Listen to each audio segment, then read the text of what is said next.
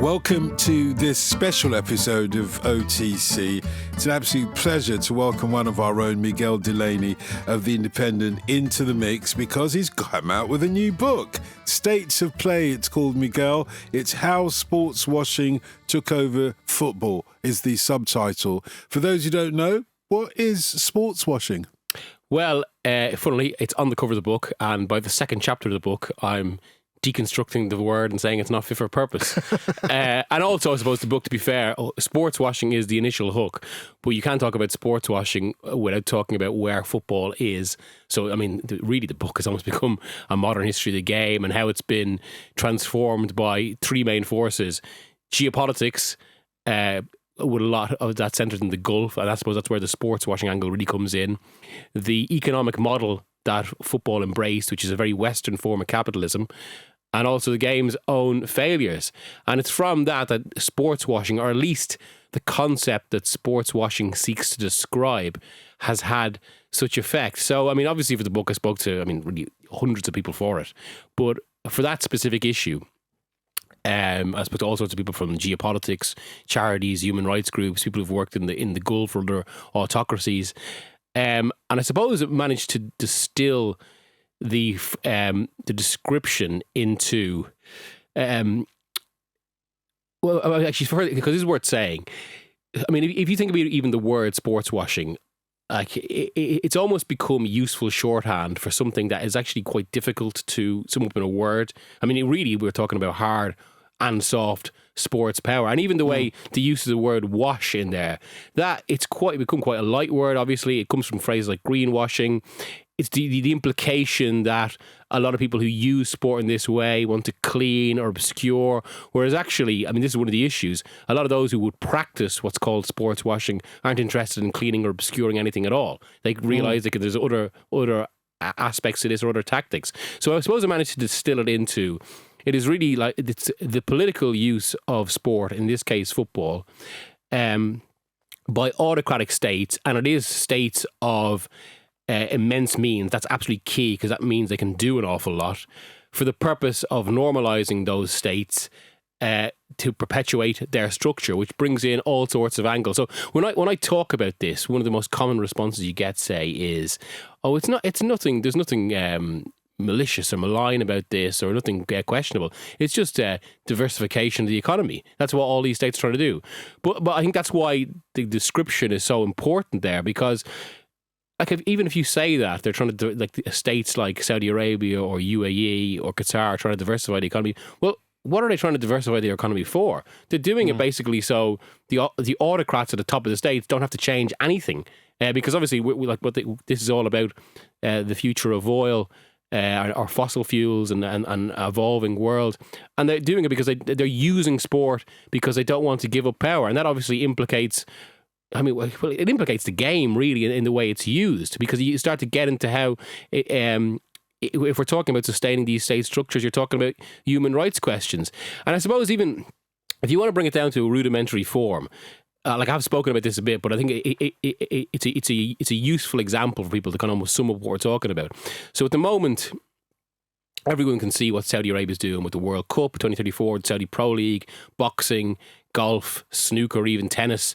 And in the middle of that, you got Newcastle United, which obviously caused a storm of criticism when PIF bought them, or initially tried to buy them in early 2020. Due to football's response to all of this, which is one of the few, I think, progressive things that's happened, due to the PSO rules, Newcastle haven't been able to spend in the way the Saudis would want with some of their other projects. It has led to some debate within the football industry over whether actually, because it's not gone the way they've wanted, they might look to sell. Now PIF insists they don't, but it is being discussed in football. And I was talking to someone about this recently, about this issue of did they get what they want out of Newcastle so far? And the answer was, well, emphatically yes, because if you compare now to April 2020, who talks about Jamal Khashoggi anymore? Who talks about even human rights in Saudi Arabia in the same way? They've basically used the purchase of Newcastle to normalise the presence of Saudi Arabia in sport, to the point that when you compare again to that storm of criticism at the time, Newcastle and Manchester City can play in the FA Cup, the most traditional of football competitions, all the heritage, all the kind of cultural value of it. And that is essentially a game between two clubs owned by autocratic states for the purposes of their own rivalry, of their own ambitions, and no one even talks about that subtext. At least on TV, say when it's being covered. I think that's it, isn't it? The regularity of it makes it normal, and people don't want to discuss it anymore. People want to move the news agenda on. That's what makes it so interesting. But what I particularly loved about the book, and there was never any doubt in my mind, or I think in anyone who knows your work's mind, that you were the person to write this sort of book. But I think that the fact that, as you said, it's a history as well. That's the bit that I maybe wasn't expecting. The fact that, it's quite important to align that sports washing or influencing geopolitical matters through sport is not a new thing, because you take it back to communist countries, national teams and stuff like that. But I want to get to why you ended up actually writing the book, because clearly this was a theme that kept coming up in your work. And I sort of, it's not really the right comparison, but I think like when I wrote my book on Shakhtar, for example, it's not that I thought I'd quite like to write this book or this is something that interests me. It was something that I couldn't avoid anymore. I was like compelled to write it. Did you have a similar thing? How did you get from this subject, or these subjects I should really say, coming up in your work all the time, to thinking, right, this is a book that I have to do like now? Yeah, so I started in the Independent early 2017, so it's 8 years ago now almost. Right. And just through that job, because it's a chief football writer job, and we've discussed a lot of this on the show, you had to start discussing bigger themes in football. And so by 2018 and the Russia World Cup, I started to kind of write about all these kind of the politicization of football, the economic direction of the sport. And obviously, kind of like you say, Manchester City, Newcastle, Paris Saint-Germain, Qatar. And every time I wrote about it, I did find like I'm constantly linking back to kind of a bigger context. Or these stories, they're not standalone. And it was always like, it was kind of gestating for a few years to something. There's a bigger narrative here. You've got to stand back and look at something to explain this. And I think I increasingly felt that was something that actually needed to be explained. So even I have to say, by the build up to the Qatar World Cup, I was thinking there's an idea there I'd love to do, but the issue is time, really. Until eventually, just through one or two approaches and discussions with people, including Tierney Whitty, my editor, and also David Lux, my agent, like it kind of just evolved from there into like, right, there is a core. Like, it's amazing. Even when I started to just plot out, structure the book, it immediately came to me. There wasn't that much. It hasn't changed that much from what ended up in the book to what I had initially, because I had this idea in mind for so long. And I suppose maybe selfishly as well, while there are a series of journalists who are referenced in the book and whose work has been pioneering in this, Martin Ziegler, Adam Kraft and Tariq Panja, a lot of people I haven't even mentioned here, but like there are scores of them. Because I was so interested in the narrative of this and the kind of and the historical scope, I probably would have been irritated if I didn't write it myself. And obviously, because I did feel I had something to say on it, or something, or at least something to kind of to tell on it. It would cheese you off if somebody else had written it before you, I can tell you that. Particularly as it's always been your specialist subject, as listeners to OTC can attest to, or one of your specialist subjects. Andy mentioned communist Europe. But the comparison that I would make is the Rumble in the Jungle. That was the first sort of, when I look back at the time, and we didn't know. We didn't call it sports washing. And we didn't think about it. Clearly, it was an obvious Mobutu, President Mobutu of Zaire, as it was then, wanted to get some good publicity, and he brought Muhammad Ali and cleaned the criminals off the streets. As well. Which is also something that happened in, say, like when Russia hosts the World Cup. And actually, it's quite a pointed example, because in the opening chapters of the book, I compare Messi finally winning the World Cup as a storyline only comparable, really, to Muhammad Ali reclaiming the heavyweight title, which he did in that fight. And of course, this is... I mean, I would actually say this is a more rudimentary form of sports washing, but it's still so relevant, which was Qatar is now forever associated with probably like one of the greatest football stories of all time. Of course. And as I say in the book, that is a power and a historic influence. To be associated with Messi winning the World Cup, like in the same way the Aztec is associated with Maradona, that's like a power that any element of PR, propaganda, black ops, they can't recreate that. Of course, Mobutu is remembered for that, amongst other things. But my question would be, how different is what we know as sports washing today with the influence of the Middle East, the larger Gulf states, etc.?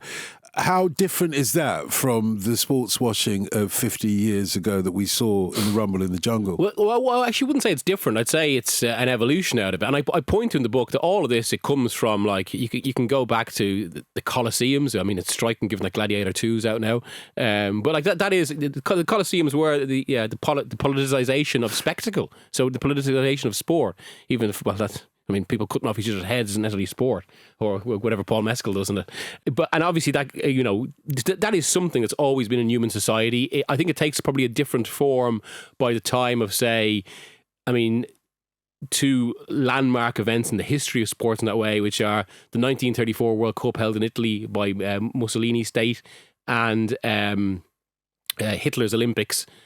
And this is fairly base use of sport for projection and image and power, but that naturally evolves into something more.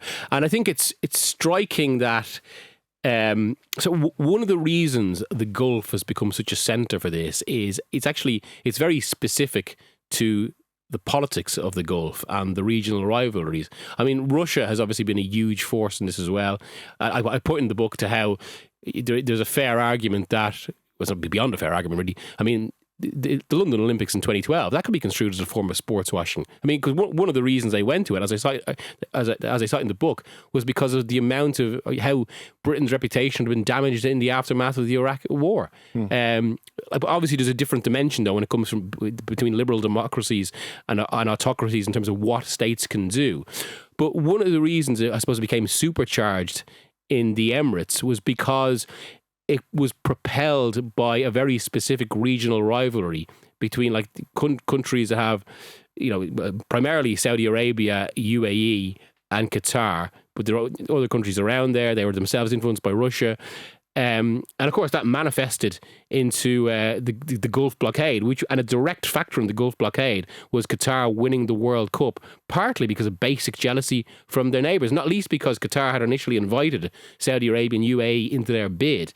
They didn't go into it because they felt Qatar would be embarrassed, and then suddenly Qatar wins this great victory. But that, of course, again, that's very rudimentary. The staging of an event is rudimentary sports washing. Alongside that, they obviously realise the power of sport. They start sponsoring. You begin to see Emirates airlines everywhere.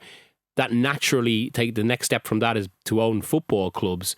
And of course, almost going hand in hand with the story of Qatar winning the World Cup is how Paris Saint-Germain were taken over by Qatar, through QSI. So Messi was owned by like Club and Country. Yeah, really, exactly. In both of those arenas. I guess the thing is, when we're talking about the evolution of whatever we want to call this concept, this use of sort of soft power, we're talking about these big events, and of course it's right to look at the World Cup, and you think of Messi getting the bitch. I always think of when France received the World Cup in 2018 and Putin is the only person under an umbrella. I think that's a really striking image as well.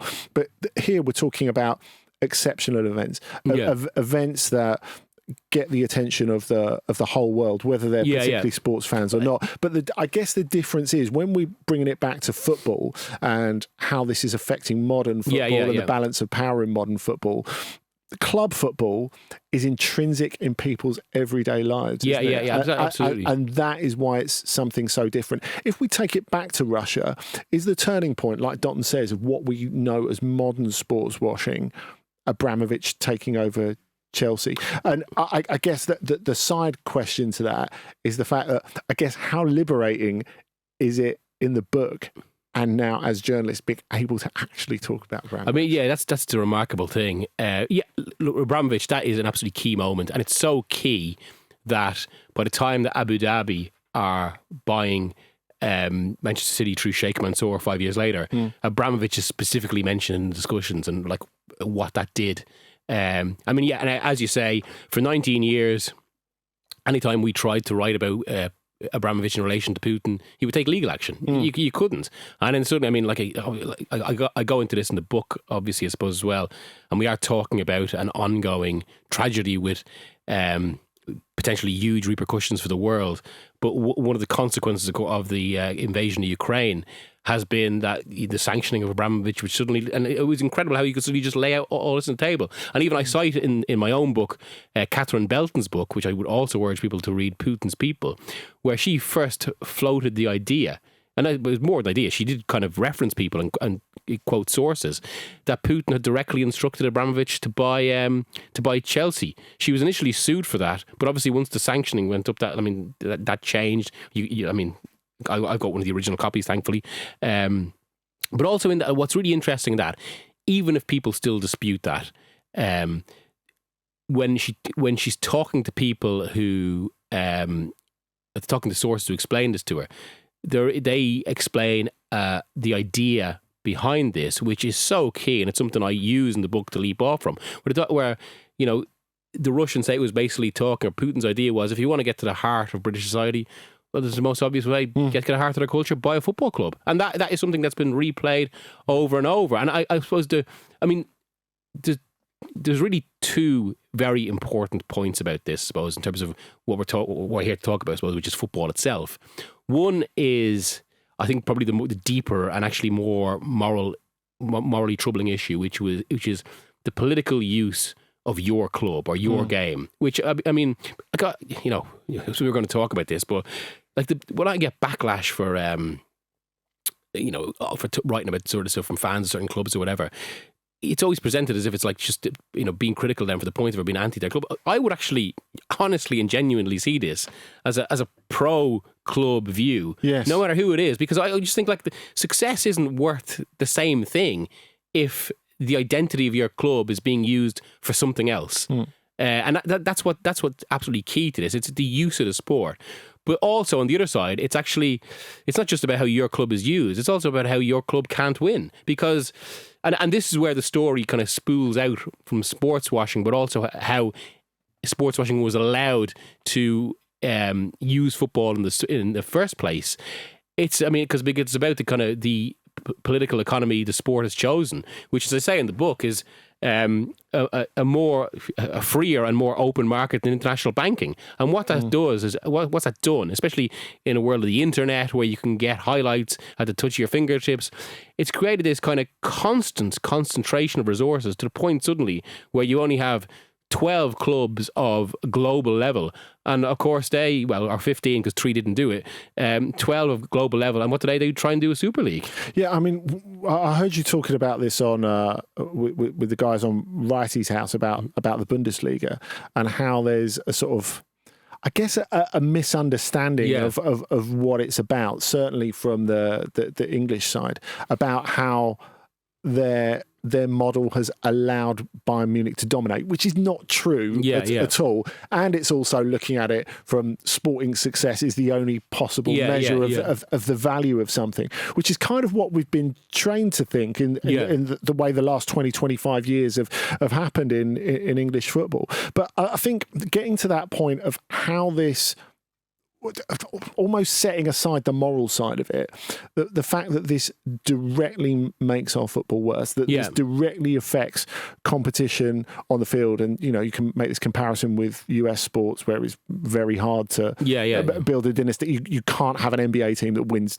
10 titles in a row. It's absolutely impossible. If you do have a team that does that, that is legitimate sporting greatness. It's not a product of kind of finance in the same way. And that's the thing. It's not an argument against dynasties of success. It's more that football should have a context where to do that is genuine sporting brilliance, not a product of just you've got more money. But is the biggest failure of these sports washing projects from their side with what they're trying to achieve the fact that in American sports, the idea of sporting competition being part of the narrative, being part of the business plan, being part of the product is absolutely baked into it. Yeah, that's so important. Whereas now, how bad it is for business, I think you can look at France, and I was at Bayern Munich.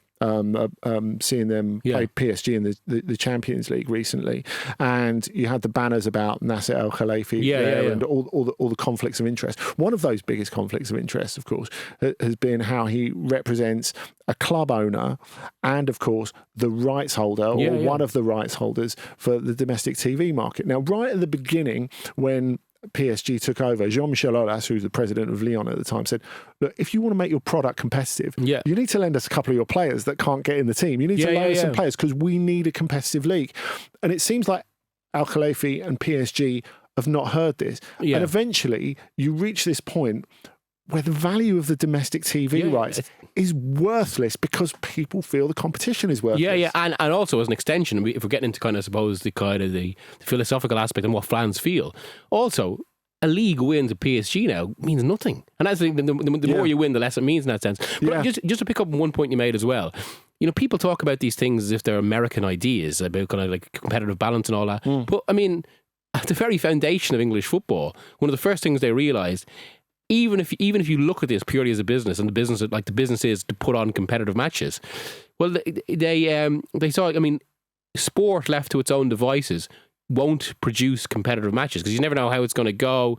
I mean, look, again, I've used the analogy a few times now that if you put 10 kids in a pitch and five of the better players end up like just joining together because they're the better players and want to play together, they'll beat them. So it doesn't happen organically. It has to actually be regulated. So what did English football do? Straight away on the foundation of the league, they realised the main income is gate receipts, so we'll share gate receipts. I mean, that is the sort of idea now. That it was once European football embraced this kind of free market model from the early 80s, and it's not a coincidence that a group of city boys, like, you know, or people influenced by the city, like Irving Scholar and Martin Edwards, were involved, as well as Silvio Berlusconi. But now that is an idea that would be considered almost as kind of American witchcraft, when actually it's always been there in football. I wonder if, and what you point out there, there's always been an element of this in football. I wonder whether there's something intrinsic about football that attracts, first of all, international ownership in any case, in terms of the European leagues, but maybe it's the structure of the football leagues as they were that have allowed all of this to come in. Whether there's something intrinsic about football structure or whether it's about the game that enables the quote that you said that Putin had said, if you want to get to the heart of British people, you know, go for the football, etc. Whether there's something intrinsic about the game as opposed to boxing or tennis or golf or wherever else sports washing might be going on that attracts this particular type of investor. Well, it's simple. Basically, it's the most popular sport in the world, so that gives it an unprecedented political and social power. And this is actually, I think, the tragedy of modern football in some way is that its greatest virtue is the fact it's so easy to play. One child can do it on his own with something resembling a ball kicking against the wall. It's so easy to understand, and it just, you know, it fosters this emotion, this connection. These are all beautiful things that can be used for proper good. But that's also why, I quote the historian Tom Holland in the book, who argues that for all these reasons, there's evidence that it's the most popular cultural pursuit that's ever existed. And that more people have cared about football than have cared about anything. That's probably true. It's because of that, then obviously autocratic states or whoever are looking at this, well, hang on, there's something we can use here. That's basically it. Well, talking of the emotion that it stirs on people, one thing that I wanted to touch on, and something that you touch on in the book, is not just what it meant to you to write this on a personal level, but the challenges that involved on a personal level, because there's no getting around it. You're the subject of some quite personal criticism from some supporters of some of the clubs involved, like Manchester City, like Newcastle, and I thought that is really cuts the moral heart of the book. The fact that you speak at length to some of those people who completely disagree with your point of view in the book. I think that's straight away cuts to what a courageous piece of work it is. But how did you manage that on a personal level? Because especially in the social media era, it's not just a case of like, people might write to you at the paper or might write to your editor and go, oh, this is bullshit, you don't know what you're talking about, whatever, you hate my club, which is the normal line, that people can confront you almost in your front room now because there's no real escape from social media. And I guess that's a wider issue, isn't it, of how you deal with interaction in society. How difficult was that for you when you were writing the book, and how did you get past it? Well, I suppose it's a little bit of a process of normalisation, really. I mean, the first time you get abuse on Twitter or X or whatever, you remember it being, Jesus, it's a bit shocking. And then it's sad, but it is true. You get used to it. We just get desensitised. Yeah, that's exactly it. Right. There's an element that obviously sometimes there's the odd time where someone says something or they go very personal or whatever, and like it still stands out. But I mean, the one thing actually, and it's in the build-up, I suppose, in the first few months that I was writing the book, and this is pure coincidence, that actually synced with the first times, and this is because I suppose I started to do Sky Sports, so you're kind of the Sky Sports News at the 10:30 show. So you're more visible. Yeah, so more visible. That synced with the first time that online abuse actually translated into the real world, and there were a lot of incidents, because I was covering obviously cities run to the treble, particularly in European trips, where you're getting just abused in airports. Right. Now the weird thing is, like, once you actually they go for you straight away, and once you kind of like, I almost kind of developed this little tactic, I suppose. Once you kind of just stay calm, explain your point, people just calm down then a bit, and not that they kind of agree with you, but they kind of like, it's now sometimes. I mean, I remember I was walking to Istanbul, the stadium, after a dreadful trip, given like how far the town that, and for the City final in 2023, and that was such a badly organised final. I mean, UEFA is worth talking about as well in all this, especially what they have overseen as regards what the European football landscape is. But as I'm walking down, I start getting like, they call me Delaney. A lovely play in Delaney, and right? You scouse bastard, all this sort of on the presumption that I'm a Liverpool fan, because the only way you can write about these issues is if there's some club bias. I'm not, but all this sort of. I guess that's the thing, isn't it? I mean, obviously, no one should have to deal with that degree of personal abuse anyway. But in terms of like what you're about as a journalist, and there's times when I read this book and like I look at some of your other work, and I think, I wonder what sort of 15-year-old you or 20-year-old you must have thought about this. A, that football turns out like this, and B, that such a part of your job ends up having to talk about this rather than the game you love so much. Because I think it's worth underlining for people who don't know you on a personal level, and really people should understand this through your work, how much you love football. I mean, one of the things I've always loved about you is that you count how many times you've seen Leo Messi live. And I'm like, only someone who's completely obsessed with football, who's completely in love with the game, would write this. And actually, only someone who's completely in love with the game would write this book, because it must do your head in that people think that the reason that you're going into this is because you hate their club, but actually it's because you love football. I would say, I mean, and also given we are on a European football show, I think this is a point very much worth making.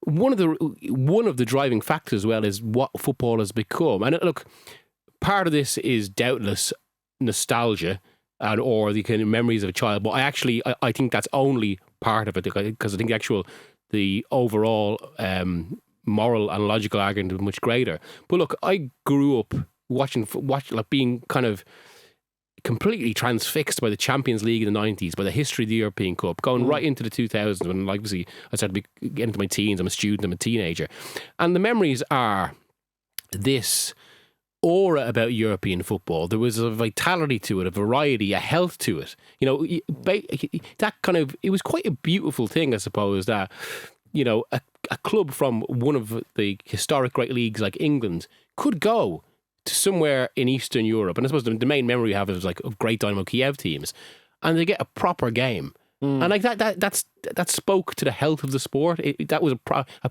true reflection of its global popularity, and the manner in which that has just been eroded, I think, is an absolute tragedy. And I think this is where UEFA warrant immense criticism, because they've overseen a situation. Now, they have been influenced by all sorts of forces, but I don't think they've helped this.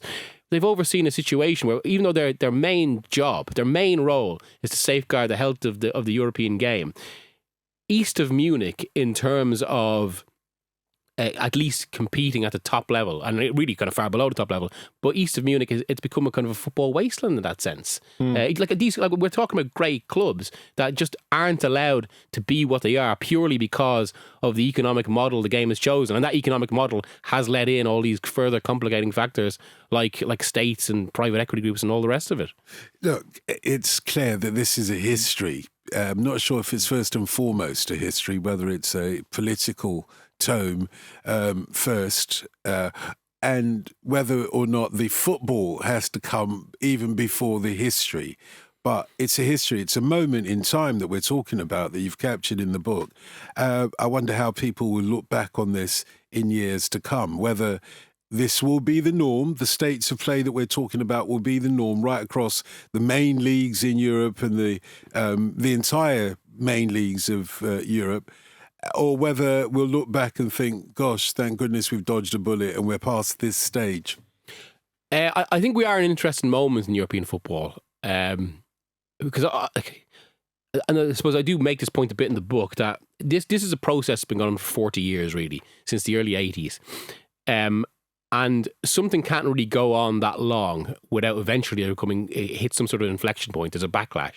I think we're starting to see that. Some of it is on topics we've discussed in this podcast, like, say, the Diarra case, the Super League case, obviously. So what's really interesting about European football at the moment is, obviously, all these forces have created problems that we were talking about, and it's leading to some greater powers, some less powerful entities, like, for example, a footballer in Diarra. So it essentially feels like the authority of the game's regulators is being challenged in numerous ways, mostly by the most powerful entities because they want their own way. And the main route to that is through competition law. And it's amazing we're having a football discussion, we're talking about competition law, but there we are. Diarra's case was more through labour rights. But even that, like the Super League case, like City with APT and the challenge to the Premier League, every single one of these judgments is actually pointing... They're partially coming down on the side of those who take the case by attacking the game's authorities, principally UEFA and FIFA. But it's going in not an unexpected way, but it's going maybe in a progressive way, in that in each case they're pointing to, well, UEFA and FIFA has actually lost its legitimacy in these arguments because they're not doing their job properly of safeguarding the future of the sport. So there's a legal precedent that's being created there, a kind of a bedrock of legal precedent that can potentially in the future or over the medium term allow for challenges that suddenly maybe call for this to start going back the other way. Because the book is really the story of, this is a boring way to describe it, but how 40 years of individual decisions have kind of come together and just created something, changed the game without people realising, the boiling frog. But that can also work back the other way. And it's also why the independent regulator in England is so interesting, because all of the major Western European football countries are monitoring this, and if it goes successfully, they'll try and introduce their own, and that will be a direct challenge to FIFA, UEFA, and maybe bring in the sort of regulation the game needs. Yeah, the book's called States of Play, and it's by our own Miguel Delaney. It's hold up to the camera, actually. Well, yeah, let's do it. He's in promo mode. Where's the camera? Here it is. States of Play. Great cover, by the way, as well. How sports washing took over football. Well done, mate. And we're all proud of you here. Well, cheers. Thank you. Absolutely.